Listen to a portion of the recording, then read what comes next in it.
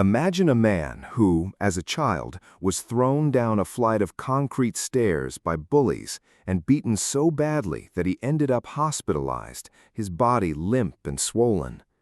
The doctors patched him up, but the wounds that really mattered were the ones nobody could see. This quiet, awkward boy from Pretoria, South Africa, would retreat into a world of books for 10 hours a day, devouring science fiction and encyclopedias with a hunger that bordered on obsession. He was told he was slow, he was isolated, he was lonely. And yet this same boy would grow up to become the world's first trillionaire, a man whose name is spoken with a mixture of awe, fear, and reverence. He would build rockets that land themselves, create electric cars that outrun supercars, and attempt to connect the human brain to computers. But here is what most people do not realize about Elon Musk. His greatest invention was not a car or a rocket. It was himself, a version of himself forged in the fires of unimaginable pain. A man who learned to shut down fear, empathy, and even joy to pursue a singular, almost terrifying vision for the future of humanity. This is the story of a man who was born with nothing but the weight of his own imagination and who decided that the world as it was simply not acceptable. To understand Elon Musk, you have to go back to the beginning, to the dust and heat of Pretoria. He was born on June 28, 1971, to a South African father, Errol, a wealthy engineer, and a Canadian mother, May, a model and dietitian. His parents divorced when he was just 9 years old, a pivotal and deeply painful fracture in his young life. He chose to live with his father, a decision he would later publicly call a mistake.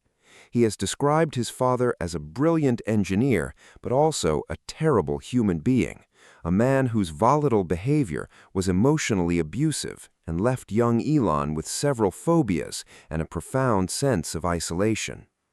He has spoken of a father who could turn, without warning, from an amazing person into a terrible one, creating a psychological warfare that he was ill-equipped to handle.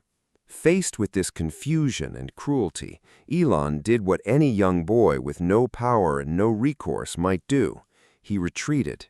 He escaped into the infinite worlds of his books, finding solace and structure in the pages of Isaac Asimov, Robert Heinlein, and the works of J.R.R. Tolkien. For him, these weren't just stories, they were blueprints for a possible future. The bullying at school was relentless. He was smaller than the other kids, more introverted, and prone to daydreaming. He lived in his head, a place that was far more interesting and safe than the concrete, unforgiving world of school. In an interview, Musk once described the constant torment, culminating in a horrific incident where a gang of older boys, in a moment of cold-blooded violence, threw him down a steep flight of concrete stairs.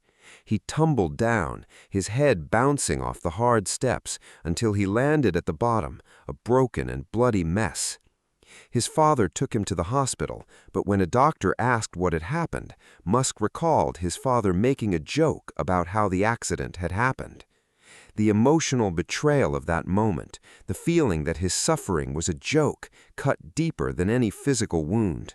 He has said that he lived in a state of constant fear and was beaten every day for years. His brother, Kimball, has confirmed that this period left Elon with what many psychologists would recognize as symptoms of post-traumatic stress disorder. The boy, however, found his sanctuary in something else: coding. By the age of 12, he had taught himself computer programming and created a video game called Blastar.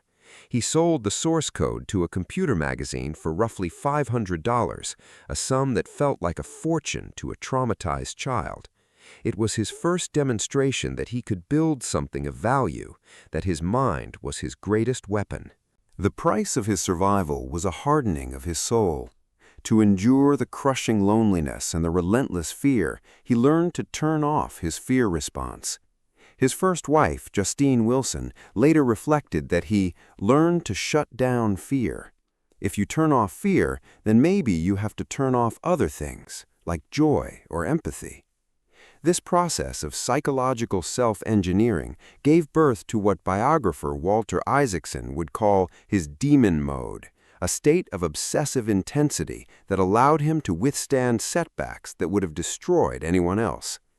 He left South Africa for Canada and eventually the United States, arriving with just a backpack, a few $100s, and an unshakable conviction that he was destined for greatness. He earned degrees in physics and economics from the University of Pennsylvania before dropping out of a PhD program at Stanford after just 2 days. The dot-com boom was calling, and Musk, the bullied boy from Pretoria, was ready to answer. With his brother, Kimball, he founded Zip2, a web software company that provided city guides to newspapers. It was a slog, a grind that saw him sleeping in the office, showering at the local YMCA, and eating meals that cost less than $1. When Compaq acquired Zip2 for $307 million in 1999, Musk was just 28 years old. His personal cut was $22 million. It was a fortune. He used a part of it to buy a $1 million McLaren F1 sports car, and a year later he crashed it, totaling the vehicle. He wasn't even insured. It was a taste of his life to come, enormous, reckless success followed by spectacular public failure. But his real education was just beginning. With his newfound wealth, he founded X.com, an online payment company. It was a brutal, competitive, and thrilling period. X.com merged with a rival company called Confinity, which had a popular money transfer service called PayPal. The internal battle for control of the company was a brutal, personal war. Musk was eventually forced out as CEO while he was on his honeymoon in Australia. "I have given every last ounce of effort, almost all my cash from Zip2, and put my marriage on the rocks, and yet I stand accused of bad deeds to which I have not even been given an opportunity to respond," he wrote in a furious, emotional email. It was a devastating betrayal, a moment that would have crushed a lesser man. But Musk, in his demon mode, saw it as a blessing in disguise. He had been ousted, but he still held his shares. In 2002, when eBay acquired PayPal for a staggering $1.5 billion, Musk walked away with over $175 million. It was the ultimate consolation prize, the financial springboard he would use to launch his most audacious dreams. It was the money that would allow him to stop failing small and start failing spectacularly, on a scale that would reshape human civilization. Musk sat down with a computer and wrote a list of the problems that could destroy the world. He concluded that to save humanity, he needed to make 2 of the most complex, capital-intensive, and seemingly impossible industries on Earth, spaceflight and automotive, more advanced. In 2002, he founded SpaceX with a simple, insane goal: to make humanity a multi-planetary species. He went to Russia to buy an old intercontinental ballistic missile to launch a rocket. The Russian arms dealers, famously grumpy men in smoky rooms, thought he was a fool. They were rude, they didn't take him seriously, and Musk left in tears of frustration.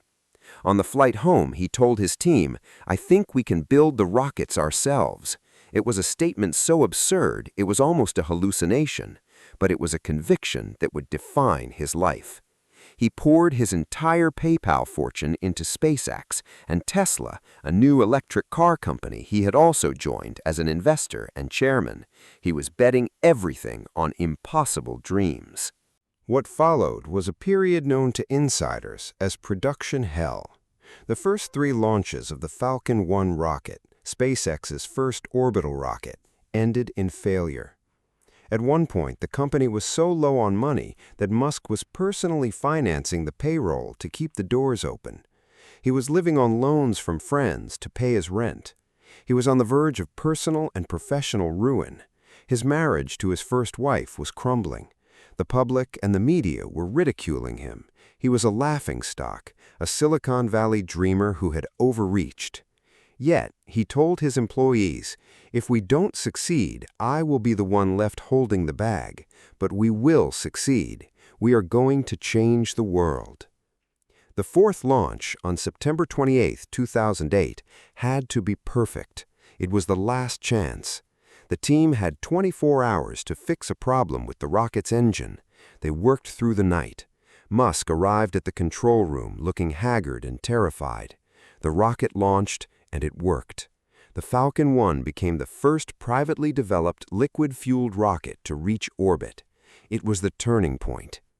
At that exact same moment, he was fighting to keep Tesla from being shut down. The company was hemorrhaging money. The Roadster, its first car, was massively over budget and behind schedule. Musk was hated by investors and board members for his overbearing style. They tried to fire him, to replace him with a more stable, normal CEO. He fought them, clawing his way back to the top, even as the company was bleeding cash. He was sleeping on the factory floor, his desk placed right at the edge of the assembly line, a pillow underneath it so he could work and sleep without ever leaving the building. His leadership style is brutal, demanding, and often considered callous. He demands perfection, a fail-fast approach to building rockets and cars, take risks, learn by blowing things up, revise, and repeat. He has been known to fire people on the spot for not meeting his standards. He has an awkwardness with emotional intimacy, stiffening or recoiling when someone pats his shoulder or tries to hug him. But under that crude exterior, there is a man who is desperately, almost achingly alone. His mother, May, once told Isaacson that he loves to have family around, and we have to do that for him, because he's under so much stress. We needed to be with him because he gets lonely. He falls into foul moods that led to almost catatonic trances and depressive paralysis, only to then become giddy and replay old Monty Python skits. He is a man of jarring contradictions, a visionary who is trying to save the world and exhibiting some of the most startlingly callous behavior of any public figure. A geeky genius who rushes to hasty decisions that rock the boat, and a deeply empathetic soul who seems to be cut off from the basic human feelings that connect us to each other. The price of this greatness has been immense. He has been publicly humiliated, ousted from his own companies, and survived near bankruptcy more than once. He has poured his entire fortune into his dreams and come out the other side. The Tesla Model S, Model X, Model 3, and Model Y have revolutionized the automotive industry, forcing a global shift toward sustainable energy. SpaceX became the first private company to send astronauts to the International Space Station. It has developed reusable rockets that are a technological marvel, drastically reducing the cost of space travel. He is also the founder of Neuralink, a company working on brain-computer interfaces, and the Boring Company, which aims to revolutionize tunneling and transportation. His ambitions are staggering: to create a global internet service through Starlink satellites, to colonize Mars, to merge human consciousness with artificial intelligence.